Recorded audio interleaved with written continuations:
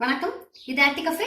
இன்னைக்கு நம்ம என்ன பார்க்க போறோம் அப்படின்னா, ஹோட்டல் ஸ்டைல்ல ஃபேண்டாஸ்டிக்கா குழைய குழைய அருமையான ரவா கிச்சடி எப்படி செய்யறது அப்படின்னு தான் பார்க்க போறோம். ஒரு சில விஷயங்கள் கேட்கும் பொழுது, அதாவது முழுசா அவங்க சொல்லல, ஆனா கொஞ்சம் முக்கியமான விஷயங்களை மட்டும் ஓரளவுக்கு தெரிஞ்சுட்டு வந்திருக்கேன். ஸோ அந்த ரவா கிச்சடி செய்ய தேவையான பொருட்கள் நியர்லி 2 கப்பு ரவை. இது வெள்ளை ரவை. அப்புறம் பாத்தீங்கன்னா வறுக்கிறதுக்கு வதக்கிறதுக்கெல்லாம் தேவையான அளவுக்கு எண்ணெய், நார்மல் ஆயில் தான் ஒரு 5 டீஸ்பூன் எடுத்திருக்கேன்.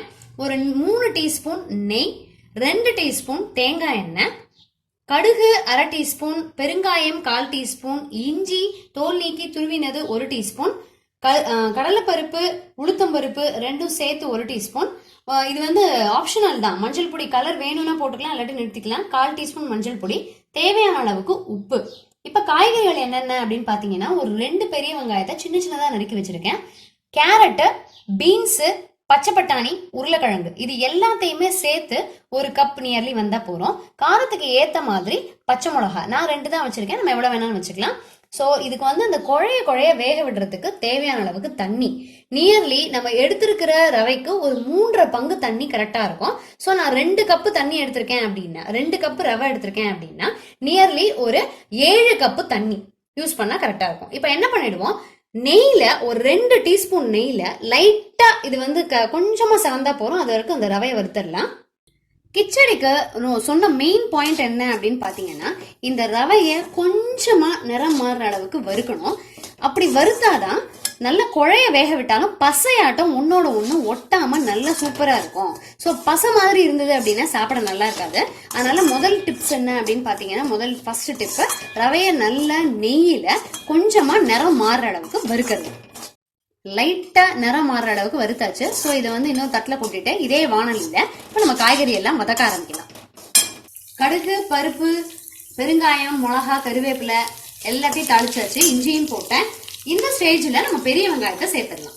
இதுல இன்னொரு அடுத்த பாயிண்ட் என்ன சொன்னாங்க அப்படின்னு பாத்தீங்கன்னா, காய்கறியினுடைய அளவு கம்மியா இருந்தாதான் டேஸ்டியா இருக்கும், நிறைய போட்டுறாதீங்க, கம்மியா இருக்கணும் அப்படின்னு சொன்னாங்க. ஸோ வெங்காயம் ஓரளவுக்கு நிறையா இருந்தால் டேஸ்ட் ஜாஸ்தியாக இருக்கும். பட் அந்த கேரட், பீன்ஸ் கொஞ்சம் அளவு குறைச்சிடணும் அப்படின்னு சொன்னாங்க. ஸோ இதை நல்லா கோல்டனாக வதக்கிட்டு பார்க்கலாம். வெங்காயம் நல்லா வதங்கிடுச்சு. எல்லா காய்கறியும் ஒன்றா சேர்த்துடலாம். ஸோ காய்கறி எல்லாத்தையும் நல்லா வதக்கணும். நான் இது கூட உப்பு, மஞ்சள் பொடி சேர்த்துக்கிறேன். மஞ்சள் பொடி ஆப்ஷனல், கலர் வேண்டாம் அப்படின்னு நினச்சா நீங்கள் அப்படியே விட்டுடலாம். ஸோ தேவையான அளவுக்கு உப்பும் மஞ்சள் பொடியும் சேர்த்துடலாம். நான் இன்னும் தேங்காய் எண்ணெயும் பாக்கி இருக்கக்கூடிய நெய்யையும் சேர்க்கல. ஸோ காய்கறிகள் நல்லா வதங்கட்டும். செம்ம கலர்ஃபுல்லா இருக்குங்க, அழகான கலர்ஸ் எல்லாமே. இது கூட ரவையும் சேர்க்கும் போது ரொம்ப அருமையா இருக்கும். நல்ல சத்தான டிஷ்ஷும் கூட, சீக்கிரமாவும் செஞ்சிடலாம், குழந்தைகளும் விரும்பி சாப்பிடுவாங்க. காய்கறிகள் நல்லா முக்கா பதத்துக்கு வதங்கிடுச்சு. இப்ப நம்ம மெஷர் பண்ணி வச்சிருக்கிற தண்ணியை சேர்த்துடலாம். தண்ணி சேர்த்துட்டு அது கொதிக்கும் பொழுது நம்ம தேவையான அளவுக்கு உப்பு இருக்கா அப்படின்னு செக் பண்ணிக்கலாம். அதாவது காய்கறிக்கு உப்பு சேர்த்துட்டோம், ரவைக்கு இனிமேதான் சேர்க்கணும். ஸோ தண்ணி கொதிக்கும் போதே நம்ம சேர்த்தாதான் நல்லா சேரும் எல்லா பக்கமும் யூனிஃபார்மா, அதுக்கப்புறம் சேர்க்கறது கஷ்டம். ஸோ தண்ணி கொதிக்கும் பொழுது உப்போட டேஸ்ட் கரெக்டா இருக்கான்னு பாத்துக்கலாம். தண்ணி கொதிக்கிற ஸ்டேஜுக்கு இப்பதான் வந்திருக்கு. லைட்டா இன்னும் கொஞ்ச நேரத்துல கொதிச்சிரும். இப்ப என்ன பண்ணிடலாம்னா, பாக்கி இருக்கக்கூடிய நெய்யை இதுல சேர்த்துடலாம். இந்த மாதிரி நெய்யை தண்ணியில சேர்க்கும் பொழுது ரவை ஒன்னோட ஒண்ணு ஒட்டாம டேஸ்டியாவும் வாசனையாவும் இருக்கும் அப்படின்னு சொன்னாங்க. அதே மாதிரி தேங்காய் எண்ணெயை கடைசியா நம்ம முடிச்சதுக்கு அப்புறம் தான், நம்ம கிச்சடி ரெடி ஆனதுக்கு அப்புறம் தான் தேங்காய் எண்ணெயை மேலாப்புல ஊத்தி கலரி விடணும்.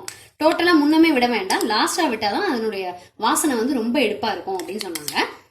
ஸோ அதில் நெய்யை விட்டுட்டேன். ஓரங்கள்லாம் அப்படியே தண்ணி கொதிக்க ஆரம்பிச்சிருச்சு. அப்படியே அடுப்பை சிம்மில் வச்சு நம்ம இப்போ இந்த ஸ்டேஜில் ரவையை சேர்த்துடலாம். சிம்மில் வச்சு சேர்த்து கிளறி கிளறி விடணும், இல்லாட்டி லம்ஸ் தட்டிடும், அதில் கட்டி கட்டியாக தட்டிடும். ஸோ அப்படியே கொஞ்சம் கொஞ்சமாக சேர்த்து கிளறி கிளறி விட்டுறலாம். இடையில கலர் கிளறி விடுங்க. அப்படியே டோட்டலாக விட வேண்டாம். அந்த வின்னோயின்னு சொல்லுவாங்கல்ல, அப்படி காற்றுல பறக்க விடுற மாதிரி, அந்த நெல் கிளீன் பண்ணும்போது, ஸோ அந்த மாதிரி விட்டு விட்டு கலருவோம். தண்ணி நிறைய இருக்கிறதுனால அப்படியே நிதானமாக வேகும். அது இந்த அளவுக்கு தண்ணி இருந்தாதான் குழைய குழைய சூப்பரா வேகும். ஸோ நல்லா எல்லா ரவையையும் சேர்த்துட்டு இதை அப்படியே அழகா மூடி வச்சிடலாம். நம்ம மூடி வச்சு நியர்லி இடையில கிளறி ஒரு 20 மினிட்ஸா அது வேகுது. ஸோ இப்போ பாத்தீங்க அப்படின்னா நல்லா அழகா பதமா வெந்தாச்சு. இப்படி கலரி விட்டு பார்த்தா அது வந்து அப்படியே வானொலியில ஒட்டாம வரும்.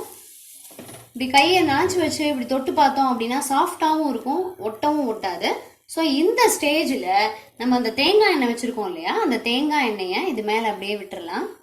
விட்டுட்டு ஒரு கிளறணும் அப்படின்னா நம்மளுடைய கிச்சடி வந்து ஃபென்டாஸ்டிக்காக நிறைவடைஞ்சுது. ஸோ தேங்காய் எண்ணெயை விட்டு ஒரு கிளறி அடுப்பு வந்து நம்ம நிறுத்திடலாம். அந்த சூட்லேயே தேங்காய் எண்ணெயோட வாசனை எல்லா பக்கமும் சேர்ந்துக்கும். அதுக்கப்புறமா பரிமாறும் போது நமக்கு வந்து ஒரு முக்கியமான டிப்ஸ் சொன்னாங்க. ஸோ இப்போ வந்து நிறுத்திடலாம், 2 minutes ஆயிடுச்சு.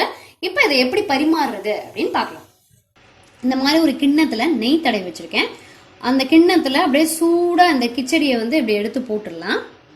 போட்டுட்டு அப்படியே அழகா எந்த தட்டுல நம்ம சாப்பிட கொடுக்குறோமோ அந்த தட்டுல அப்படியே கவுத்துற வேண்டியது. ஸோ நல்லா அப்படியே போட்டு இதை வந்து அடைச்ச மாதிரி போட்டு அப்படியே கவுத்துற வேண்டியது.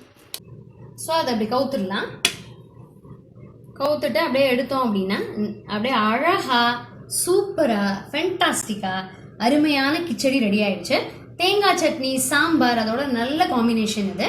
ஈவன் சூடா சாப்பிடும்பொழுது நிறைய தொட்டுக்கிறது கூட தேவைப்படாது, நிறைய காய்கறிகளோட செஞ்சுருக்கிறதுனால.